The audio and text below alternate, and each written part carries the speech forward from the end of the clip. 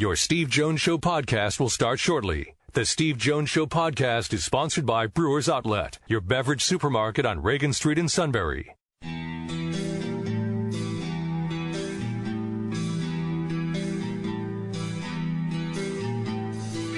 Sports talk where your voice counts. This is the Steve Jones Show on News Radio 1070 WKOK. Now, from the Sunbury Motor Studio, here's Steve Jones. All right, happy Friday, everybody. Great to have you with us. Brought to you by Brewers Outlet, Reagan Street in Sunbury, the beverage supermarket. Imports, domestics, microbrews, best selection of beer anywhere. Wine coolers, water, soft drinks, snacks. They roast their peanuts fresh and hot every day in the Pickel Bar. Led by the Barrels and the Dills, indeed, second to none.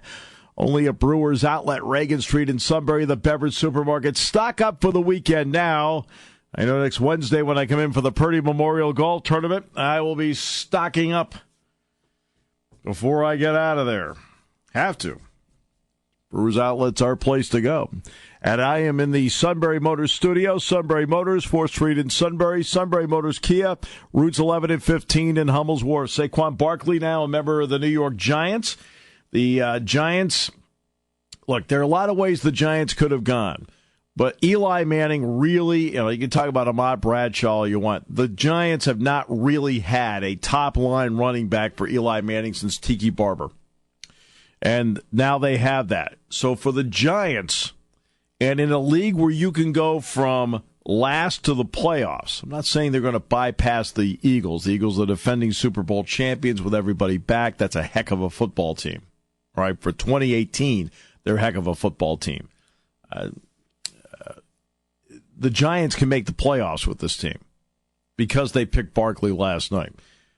Because for the Giants, they have to look at it this way. They ended up getting 2 first-round picks last night if Odell Beckham Jr. is healthy. Because now they're going to start the season with Odell Beckham Jr. and Saquon Barkley, 2 players they didn't have either at all or the vast majority of last season.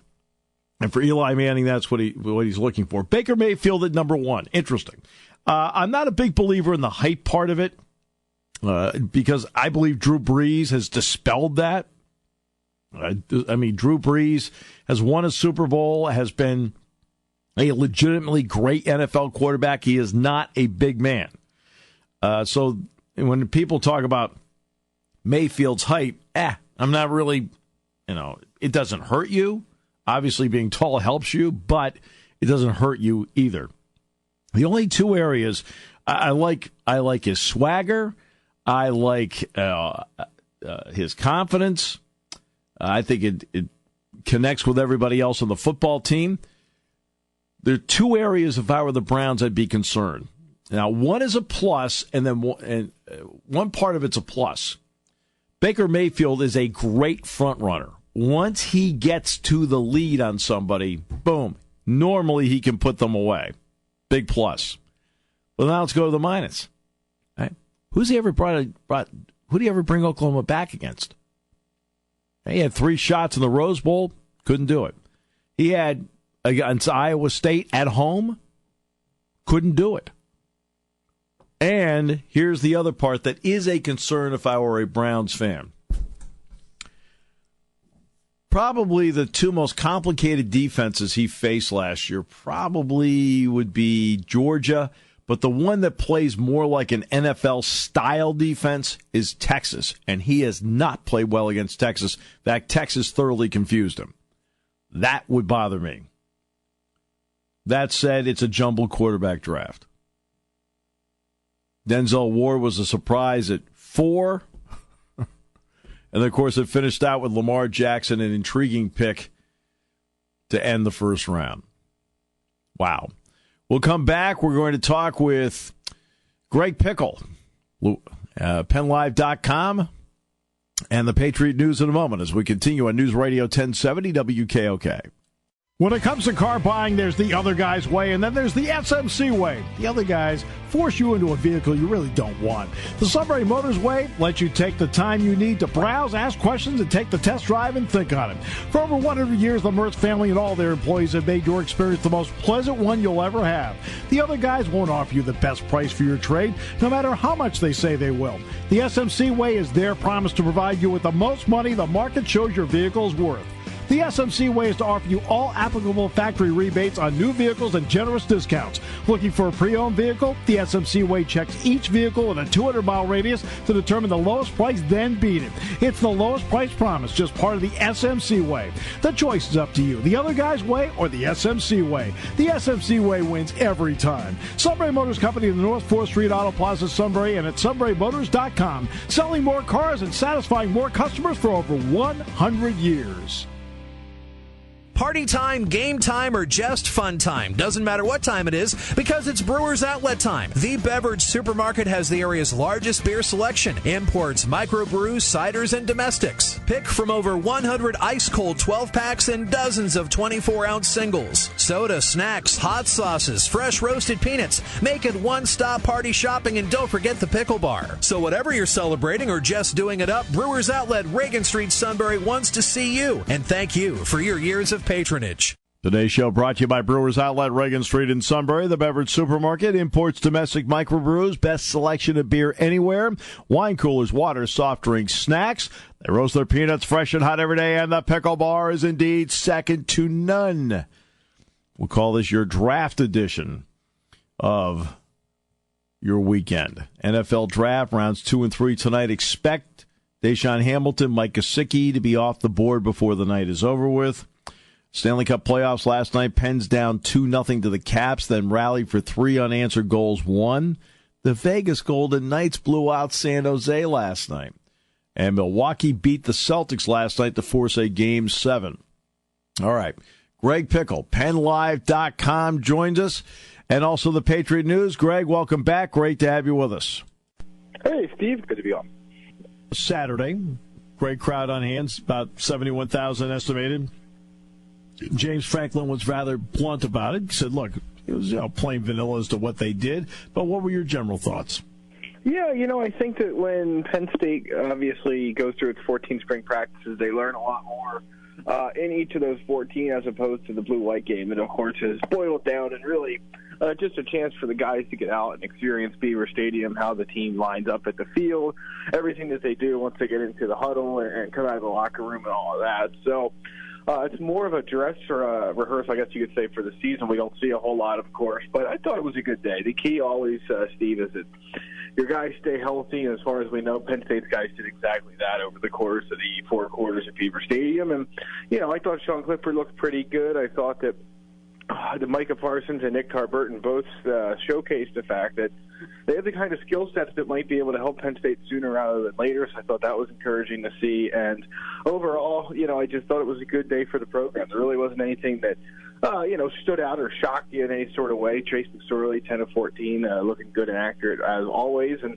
like I said, I thought Clifford was good. Zach McPherson had a nice day with 3 pass breakups. A couple of those other guys back in the secondary looked good. So overall, I have to think it was encouraging for the Lions as they head into a busy time of year for recruiting.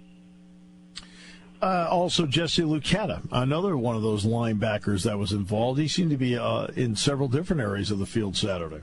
Yeah, I think he's a guy that, I personally underestimated coming into Penn State. He's the guy that's gotten a little bit bigger, a little bit stronger, and a little bit faster since his senior season wrapped up out in Erie. And I just look at him and think of another guy that could play right away and certainly help Penn State on special teams, if not elsewhere. I just think he moves very well, much better than I thought he did, and his tape looks really good. So we'll have to wait and see how it all plays out. But he was impressive on Saturday as well. And Isaiah Humphreys and Trent Gordon and Zach Kuntz all seem to have pretty productive springs as well. So when you put it all together, Steve, I know that it's not always the case that guys play their first season, but as James Franklin said, the January enrollment factor certainly gives these guys a leg up when it comes to summer camp. And I don't know, I'm starting to get more and more convinced we might see a bunch of them play. Maybe not all 6, but a bunch of them get on the field really early on in September.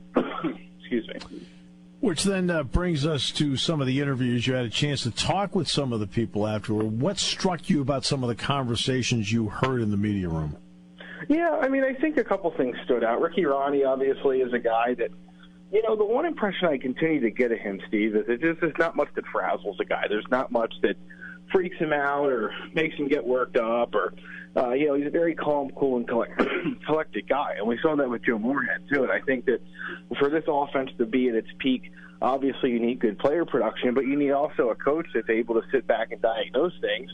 And if things aren't going well, be able to see the big picture. So to me, that was probably the biggest takeaway. Just listening to him talk, obviously, he was complimentary of Matt Kippenhammer, the offensive line, and so forth. But just listening to him talk in general, I was really struck by the fact that this is a guy that is in the Joe Moorhead, in the James Franklin, kind of family when you talk about just reacting to things and the way guys handle the environment and the emotions and the pressure of all of it.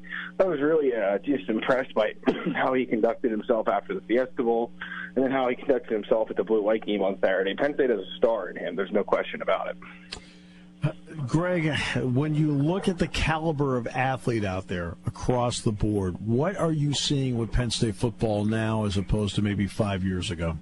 Oh, there's no question it's skyrocketed. I mean, this is a group now that, the teams that came before it had a lot of older veteran guys that were kind of crafty. They'd been around for a while. They had learned a lot, grown a lot, and played a lot of football, but there weren't too many young guys that could contribute from day one. And now you have a bunch of those guys that can play from day one, mixed in with some veterans, mixed in with some guys who were redshirt freshmen that are now able to take the next step. And, they hope to play a whole, to play a whole bunch this summer and then fall. So, I mean, it's night and day. There's no question about it. It's now for Penn State. They are playing with the kind of athletes across the board that the top programs at the college football playoff contenders, et cetera, across the country have. And I think that you've seen James Franklin and his staff continue to recruit better and better, and that's led to, of course, more highly rated players and more highly productive players. So, it's not to take anything away from the guys that have been in the program beforehand, but certainly this group now is special, and the last few have been as well. There, of course, is also a major recruiting weekend. You're able to get 71,000 people into Beaver Stadium for a spring game, which was number 4 among all spring games this particular year. Tell us a little bit about the recruiting component. Yeah, good day for Penn State, Steve. You got Caden Wallace, the 4-star guard from Princeton, New Jersey, to verbally commit to the program while in town for an unofficial visit. I think that was only a matter of time before he pulled the trigger.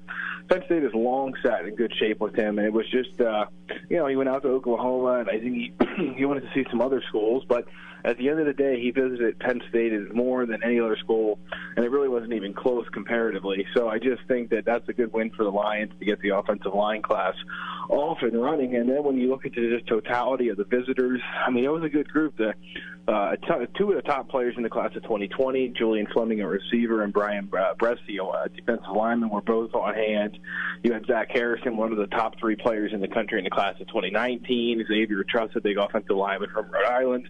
I could go on and on and on. We could fill the rest of the hour talking about the number of guys that were there. But for Penn State, it was probably the best gathering of kids they've ever had. Don't get me wrong, some of the Ohio State and Michigan visitor lists in the past under James Franklin have been really star-studded, but this group was far and away the largest number of highly ranked kids that Penn State's ever had on campus across multiple classes. Right now, but they're also in an interesting spot because they I think you get a sense that, like, with this class, they have to go a little further, maybe a little wider net this time. Is that fair? Yeah, it certainly is. It's not to say the Mid-Atlantic and Pennsylvania specifically is down or really bad this particular year, but there's just not as many guys out there to offer nearby within that 300-mile radius that James Franklin talks about. Now, look, like a couple of the guys you mentioned, Xavier Truss is a Rhode Island kid. Wallace is from New Jersey. There's a couple defensive backs, Tyler Rudolph and Marquise Wilson from Connecticut, that are high on the board and that were in town. Andre White, the linebacker from Harrisburg. There are some nearby guys, but I think that 2 things really stand out, Steve. The first one is that there's not as many, top flight players that Penn State wants in this region in this cycle. But the other factor of it too is Penn State can recruit nationally now. If they want to go get the best players in some of these other states and try and get into Florida and Texas, Missouri, Georgia, et cetera, they can. And that's something they really haven't been able to do before. But when you win and when you got coaches that have connections all over the country, which Penn State does, you're able to do a little bit different recruiting-wise than maybe you have in the past. There are some people that are wondering that while they go through the weekend and they get one verbal commitment, they're expecting 3, 4, 5. I mean, this is an entire process. Explain the process, and if someone has a question as to why it appears on the surface to be slower, why? Yeah, I think that the new recruiting rules have changed everything. So previously, you'd have guys that had to wait until the start of their senior season, August 31st, September 1st, to go on official visits. They couldn't go see schools on the school's dime until the start of their senior year. Well, now with the new NCAA rule that allows recruits to go see campus on the school's dime for official visits, between April 1 and May 31, it really changes the game. Kids that might have committed now and wanted to take official visits in the fall while they're committed to a school, well, those kids are now waiting and saying, okay, I'll take all my official visits between now and the end of June, and then what I'll do is I'll make my decision before my senior season starts and take a visit to the school that I pick sometime during the fall. So the calendar's really changed entirely, Steve. Like I said, it used to be that kids would commit by now, but the spring game would always be a jump-off point. I do think they'll get one every year. That's been pretty standard under James. But I do think that the slowed-down nature of this is not only due to the fact that Penn State might have a bit of a smaller class than normal, but also the new recruiting rules are slowing down commitments across the country in general. What about the dynamic? You've talked to enough student athletes and you've talked to enough parents along the way. What kind of what kind of dynamic in the change in the Penn State staffs, like a Jaywan Sider, a Donnie Corley, a Tyler Bowen, for example? What are some of the pluses they bring to the table that recruits and their families like? Well, Tyler Bowen's just a really relatable guy. All three of them are. I think that's the first thing that jumps out when talking about the new trio of coaches that Penn State has. And Phil Galliano, you can throw him into that group as well, because keep in mind he was on the staff, but promoted, of course, doing on-field roles. So you have four new guys that have really worked hard to learn the Penn State way, learn the James Franklin way. Galliano a lot less than the other three, obviously, because he was already here. But, you have three guys that have really figured it out quickly, and now they're able to sell it to the recruits that they were recruiting in other places. Bowen has relationships all over the place because of his ties in Maryland and also Fordham. Jaywan Sider has Florida on lockdown, and David Corley has been, a nice addition too. He might not have the high caliber schools on his resume, but he's been all over the place and is a very good and highly respected coach. So, all these guys seem to be very well liked by the current players, and recruits are really starting to warm up to him as well, especially Sider, who's going to do big things for these guys on the recruiting front. All right. You talked about getting some conversation with Ricky Ronnie in there. What did you think when Brent Pry had his opportunity?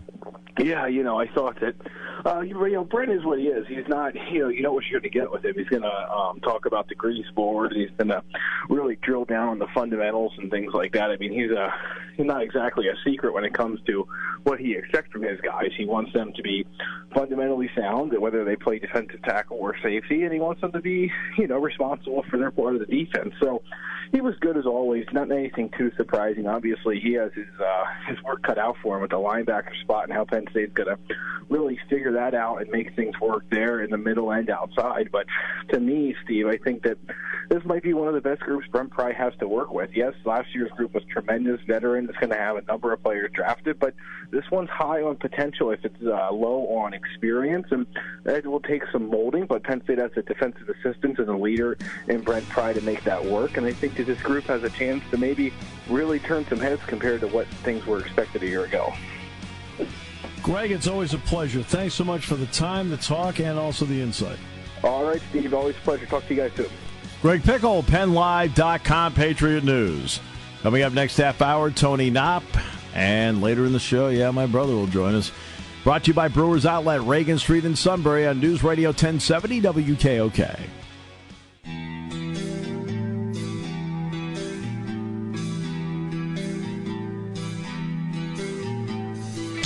Sports talk where your voice counts. This is the Steve Jones Show on News Radio 1070 WKOK. Now, from the Sunbury Motor Studio, here's Steve Jones. Today's show brought to you by Brewers Outlet, Reagan Street in Sunbury, the beverage supermarket. And we're in the Sunbury Motors studio, Sunbury Motors, 4th Street in Sunbury, Sunbury Motors, Kia routes 11 and 15 in Hummel's Wharf. Very quickly out to the West Coast we go. Tony Knopp, CEO of Spotlight Ticket Management, my good friend. It's great to hear you again. How are you doing, Steve? Long time. Long time. It's great to hear you. I hope everything is going well on your end. All is well. Fighting a little bit of a cold, but you'll hear it and bear with me. We're just happy to have you here. Let's start with this. The World Cup is coming up. Obviously, the nations will come together, but it's in Russia. There'll be no United States. How do you view that right now? How does the corporate world view it? It's going to be a very interesting World Cup. Not only is the World Cup in Russia, but the Champions League finals are in Kiev coming up in a couple of weeks here. And, for those who don't follow international soccer all that much, the Russian soccer gangs, which is a real thing, have taken to social media and made it very, very clear that England is not welcome in Russia, either for the Champions League finals or for the World Cup. And without the United States being there, the question is going to be how much of England is going to be there and what kind of focus you're going to see on Mexico. So, for example, Fox paid $1.2 billion for the rights to a lot of the major soccer that happens over the course of the next 12 years. And if you watch, all their commercials are around El Tri, around, Team Mexico. So I think there's not going to be that much coverage in the United States, to be totally honest. I don't know if people are going to care all that much. And I'm actually really worried about the security issue there. I talked to two of the top 5 major sponsors of the Champions League and World Cup, and they're just not sending people. One of them is a major beer brand who usually sends between 1,000 and 2,000 people a year to the Champions League finals. They're sending 100 people. And the other is a major technology company that is anywhere from 1,000 to 5,000 people at the World Cup, and they said they'll have maybe a dozen people there. It's just not safe. Wow. Yeah, I expected it to be bad, but when they told me that, I thought, wow, I don't know who's going to go then. Well, the part about the Russian gang versus, obviously, England, I knew about. Hadn't talked about on the show, but knew about. But this goes far deeper, I think, than anybody realizes. It's going to be incredibly dangerous and very, very nasty. I mean, a quick Google search or YouTube search to show you what they're already doing to each other. And the idea of, an English team possibly being in Kiev for the Champions League if Liverpool holds on, and then England going to the World Cup. It's going to be, people shouldn't be leaving the major cities. And even at that point, I don't know if I'd want to be traveling around the England contingent, to be honest. And the reality is when you have a World Cup in a place like Russia, it's similar to having it in South Africa, you're really, really relying on those European countries. And England travels better than almost all of them, especially if the team is good. So you're literally taking one of your top 5 fan bases and saying you're not welcome here. It's going to have a major economic impact on the World Cup. Plus, you already don't have Italy. Right. You don't have Italy, you don't have the Dutch. You're basically saying England's not welcome. So you're relying on, the German contingent, the Spanish contingent, team's getting a little old there, to bring enough economic impact and economic influence to you. The Americans aren't going out there. The team's not even in it. So it's going to be a really fascinating World Cup. I mean, I appreciate the fact that they're trying to make it a global game and that, teams like Egypt and, teams from Asia that probably aren't in the top 30 are getting in. But now it's getting to the point where they're kind of cutting off their nose to spite their face. The Dutch are the runners-up 2 of the last 3 times. They're not even in the tournament. Right. There's something interesting going on, and it's with Big Ten Network. Outside the Big Ten footprint, Comcast has dropped the Big Ten Network. Now, you and I both know that 10-year deal that they signed, it's up this year. This is year 10, so this is the 10-year deal. And you and I both know that the negotiations continue to be stalled, that next will be the Big Ten footprint. I wouldn't be surprised if the first couple of weeks of the football season there's no Big Ten Network on Comcast. That's just an opinion. It's not fact.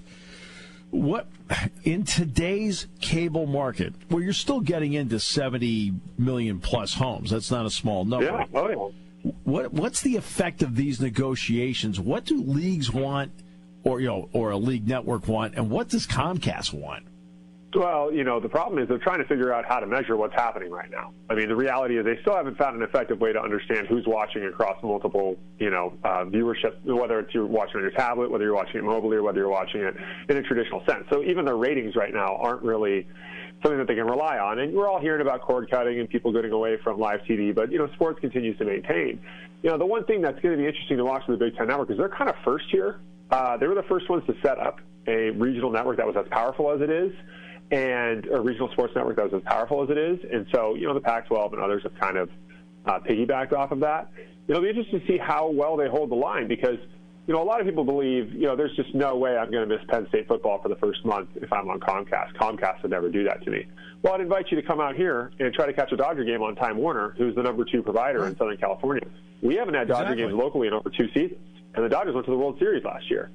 So, I mean, we're not talking about, a public relations issue here. The cable companies are already not well liked. They're not that concerned about you not liking them anymore. What they're more interested about is, the hundreds of millions of dollars that are going back and forth in this negotiation and making sure that they're not missing out on how the next generation is going to consume what they're watching. Because, honestly, they don't really even know. And, kudos to the Big Ten Network. I mean, the reality is it's extremely powerful. The fans are very, very loyal. And as people move to a different form and different platform for entertainment, sports has help. So, they know they're sitting on something valuable. I just hope it doesn't affect people in Big Ten country because, that would be a shame. It's, the best time of the year. Right. No, it's, and that's happened with other groups before. Remember CBS got into a big go-around but with Comcast about carriage fees and how much it's going to cost per CBS affiliate on the biggest nightmare on the bill and so forth. Houston. The Houston Rockets and the Houston Astros decided to build their own network because they didn't like the way the negotiations were going with Fox and some of the other major players. And they built their own network, and the two of them said, yeah, there'll be no problem with having both of us, in charge. And what happened? It completely tanked. They ended up suing one another. The games fell off the air for, well over a year between two major market teams. And just now they're back to where they started. They signed an outsourced deal where they have a network company now covering it and handling it for them. So, there's a lot at stake here, and there's a lot of precedent for people who have really messed this up. I think a lot of times when we see this, we think, these are major brands, and they know what they're doing, and they're not going to interrupt the football season. But actually, precedent says otherwise. Well, now I want to bring the Dodger part up, Tony, because you brought that up. I remember a couple of years ago, they had somebody said, well, gee, they've got Vin Scully as well as the Dodgers. And they still can't get on. And Scully, to his credit, said, hey, look, my job's to announce the games. It's not my job to, people shouldn't be watching just for me. So what is, in Los Angeles, where the Dodgers are as established a brand as you could possibly ask for, what is the rub? Why can't the two sides come to an agreement? It just comes down to money. The Dodgers, when Guggenheim and the partners bought the Dodgers, the understanding was they put a valuation on that deal, on the network deal, and how much they were going to be able to make both locally and internationally. The Dodgers have aspirations of being an international brand. They believe that they're the number 2 brand behind the Yankees. And, you and I would laugh about that now because that just hasn't been the case for the last 20 years. But, 1988 and prior, they were the number 2 brand in baseball. So, they have aspirations to get back to that point. And, Time Warner's just saying, look, this doesn't add up, right? You're trying to hold us hostage and you're trying to turn our fans against us. So it's gotten to the point now where it's so stale. You go to sports bars around here, and there are signs up that say, we don't have Time Warner, you can watch Dodger games. Or we do have Time Warner, you can watch Dodger games, right? It's giving them the opportunity to say, look, Time Warner's going to use this as an example to try to drive new subscribers, and they've dug their feet in the sand. They've already gotten past the publicity backlash for it. It's almost become a normal thing here. And I personally do know people who've converted over so they can watch Dodger games. And I think we're going to have the same kind of chicken at the Big 12 network. And that's just going to set the precedent for what happens everywhere else because all of these other networks are looking at the Big 12 network as the gold standard, right? The SEC can talk about how great they are, but the business side for them, it's just not there. They're too reliant on their major network deal, right? And they don't control their own product. So this will be a fascinating one to watch because this isn't just about the Big 12 network. This is about every major regional network that's come up since they pioneered this. Okay, let me ask you about the millennial group. and we've talked about this before, but sure. I'll try it in a different vein. You know, you're somebody that's in the ticket business. You're in the business of business. What is it about the millennial group that people, in your opinion, don't get? And are there actually traditional ways of getting media to them that people haven't understood? That they're more. I'll give you a good example. A lot of people think you have to have great Wi-Fi in the stadium because millennials want it, and they could care less about it. They don't care. When you actually talk to them. All the studies show that they don't care. You're trying to think with them. So when you've gone through and done your research, what does it tell you? Millennials are about experiences, and they're way less about brands, right? It's the reality that we're seeing with them across their ticket buying preferences and where they attend and what they do. You know, we're all still significantly brand-driven based on how advertising has evolved from, the 50s until today. And we're loyal to specific brands for no other reason but just something that we subconsciously understand. But they've been so inundated since the day they were born and had so much access to information that they're not loyal to specific brands. They're actually even less loyal to teams. And that comes from the fact that they've been exposed to entire leagues instead of just a local team on one of their 18 channels. So what they're really struggling with is not how to get millennials to attend when your team is good and when it's neat. You were talking about the 76ers. They've built something that's now crossed over into pop culture, and, millennials attend Sixers games. But what the problem was most highlighted with was we saw with the University of Michigan a few years back when they couldn't get the students to even go to the game. Right? And that to Generation X and to the baby boomers is just, it's alien because, to us, the game is part of a community. We go to all of them, and that's something that we do because they're there. And millennials just say, look, this experience just really isn't that separated from the other experiences that I'm having. When the team is good and unique, I'll go, but otherwise I'm not going to go watch, a crappy team play. And that's been the biggest problem is the actual ticket buying trends have become more about experience than they have become about even the band or even the team playing. Like, people are more interested now in Coachella than even who's on the lineup for Coachella. Right. Coachella, for those that don't know, is a very large music festival that happens in Southern California 2 weekends a year. That it's the largest in the world now, and everybody's trying to back up on that. And it's become this large corporate thing where the brands are trying to find a way into the millennials, but the millennials just go because it's become this Woodstock-like getaway for their generation. Right. Well, exactly. Now, I'll give you an example. Georgia football 3 years ago. Georgia football. Oh, yeah. Okay, 29% no-show rate among students who had already bought tickets. That's unheard of. Arizona State, 48%. Arizona State, I understand. It's the West Coast. As much as I love it, the West Coast is soft when it comes to football. But for SEC country and Big Ten country to have that happen at Georgia and Michigan, it's absurd. And it's not just absurd; it's something that is a very big problem for universities who rely on ticketing gate. Like, the 76ers are a lot less reliant on people buying tickets to their events than Georgia and Michigan are. It's just the way it is. Universities have moved slower than the leagues have in trending towards activating sponsors around different kinds of things. They really rely on you attending the game, and they haven't yet evolved, and millennials are not going to support them. That's just the reality. They're not going to go unless the team's good. And even if the team's good, if they've been good for a long time and it's not a new experience with, a new superstar that people find enticing, they're not going to go. I mean, USC games, the minute USC lost a game this year, attendance dropped by 15%. Yep, exactly. 1 month. Right. Now, if you're advising Jeremy Pruitt at Tennessee, do you tell him to not challenge the fans who didn't show up at your spring game? I mean, I don't know what the answer is for Tennessee. That was a program that was winning national championships 20 years ago. That has just been a doormat. I mean, one bad hire after another. At what point do you say, look, we've lost a fan base? We've lost an entire generation of a fan base. Because that's happened across the country. I mean, you and I have seen it. Teams that were once, superpowers are just now largely ignored, right? Remember when Seton Hall was a basketball superpower and everybody wanted to go? That's not the case anymore. And Georgetown's getting to that point now, where they used to be a must-see, and they played in the, in the large arena where the Caps and the Wizards play, and now, they can't even fill up their local gym. No.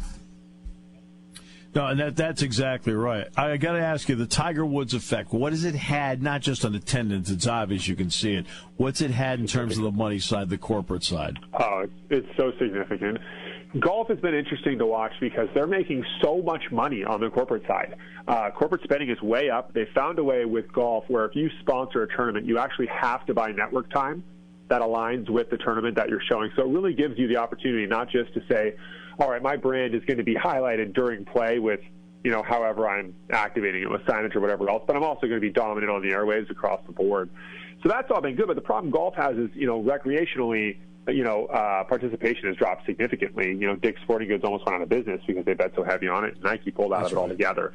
Right. Guys like Tiger Woods, as much as, pure golfers say, I don't care to watch Tiger, I don't know why they show him while he's not in contention, while other, younger guys are in contention. Well, they're showing him because he drives people to the range. He drives people to the courses. And the reality is the Top Golf effect, we still don't know if that's going to hold. It's only been a couple of years.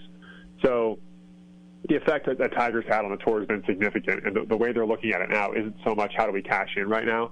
They're really trying to make sure they don't make the same mistake that when he leaves again, everybody takes off with him. We knew that the Winter Olympics financially was not going to be great. It turned out that there were a lot of problems along the way, just even with the coverage of the Olympics. Is Tokyo a line in the sand to let us know what direction the Olympics are actually going in? It'll be interesting because Tokyo hasn't hosted a major live event in decades, right? And so the first thing they're going to have, they're actually going to have the Rugby World Cup coming up here. That's going to be their test run for the Olympics. So we'll see how they do with that. The funny one is, I think I read this correctly, that Paris is already $2 billion or something over their budget. It's still 2024, which are any of us surprised that there's going to be corruption in France overspending against their budget? Right. But and they haven't even bought the land for the Olympic Village yet. So it's going to be a total disaster. It's one of those things where you just fully expect it to happen, but you see the headline and it makes you laugh. I mean, this is one of the reasons why you've talked so often here about people, hey, if you want to invest a little bit of money, invest money in, and look, I'm a football, basketball, baseball, hockey, golf guy, whatever, but I completely get why you tell us why, hey, look, invest a little bit in MLS, for example, because they've got a beautiful formula going where they don't have oversized stadiums, they've got great atmospheres, the games or the matches don't take that long, and people have fun. And they get involved when things go south. So Columbus, the situation in Columbus is awful, right? But the league's involved, and they're going to move that team to Austin. And if they don't, then they're going to solve it in the next year. They're not going to have, a lame duck franchise. I mean, you look at what Major League Baseball did with the Expos. That was a disaster. It was a total disaster. And the same thing happened with the Supersonics moving out of Seattle. At least MLS has enough control from the top that they're making sure that these things don't happen. And look, the reality is I think the leagues that people are investing in the most and have the most growth are the MLS and the NBA. I mean, the reality is if the NCAA changes do eventually come, and I think that's, coming sooner rather than later, the ability for them to create a G League and really start to saturate, smaller markets with, teams that are integrated with what's happening with the big club. Players are going up and down with more regularity than what's happening with minor league baseball. I just think the NBA, the sky is the limit for that league. It's become an international game. They're going to be able to make it even more localized. You can see the ratings are going up while everybody else's are going down. Its sponsorship spending is basically maxed out. If you want to be a major sponsor for the NBA, you can't. There's no spots left for you. I'm sure we can't get an accurate gauge on what kind of market Vegas actually is, but a year ago today they had no players. They are Pacific Division champions. They swept the Kings in 4 games. They're into the conference semifinal. Is this as interesting and in some ways as remarkable a sports story as we have seen, not only from the on ice but to the management, to the ticket part? I think the NHL got a little over-aggressive with their draft, and now you have Seattle making the same demands, right? Hey, look, if Vegas gets to be the 2 seed, we get to be the 2 seed in our first year.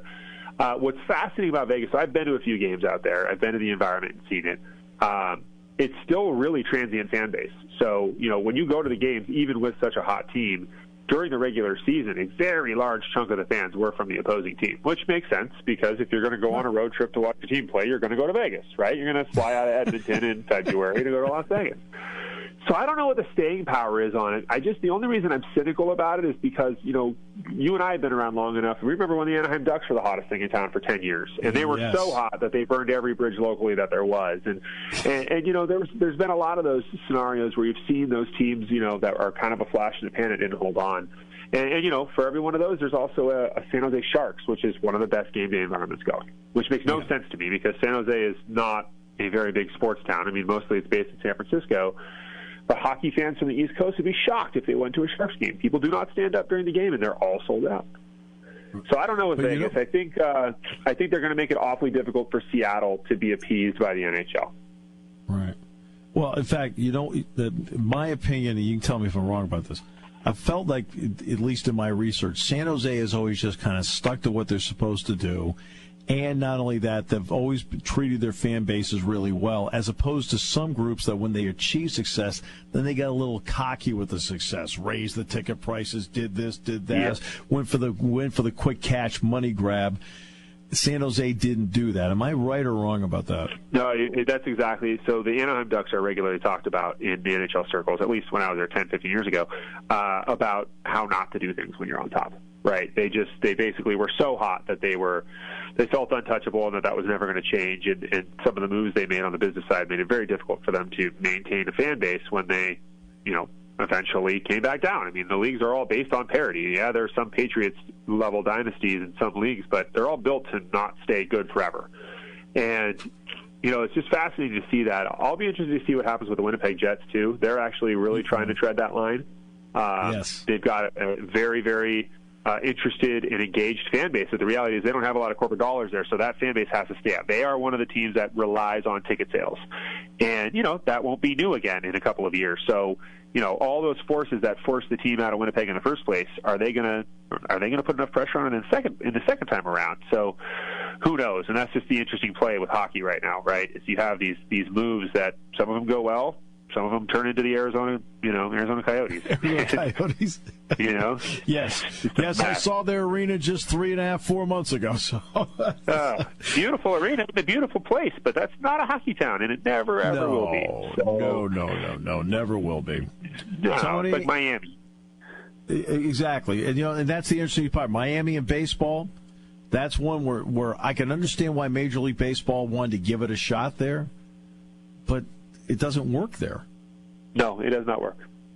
And that new stadium, I mean, he basically fleeced the local government on that. That's a story for another day. But yes, I don't. It's one of those things where you wonder who's in the room saying, "Yeah, let's award a franchise to Miami," because that's going to work out. It wasn't you and me in the room because we would have given them different advice. Tony, absolute pleasure. Even with the cold, you were still 98 on the slow gun. I like it. Thanks, my friend. It's always great to hear you. Can't wait to talk to you again. Absolutely. We'll talk to you guys soon. Tony Knopp. Today's show brought to you by Brewers Outlet, Reagan Street in Sunbury, the beverage supermarket. We're in the Sunbury Motors studio. Sunbury Motors, 4th Street in Sunbury. Sunbury Motors, Key Routes 11 and 15 in Hummel's Wharf on News Radio 1070 WKOK.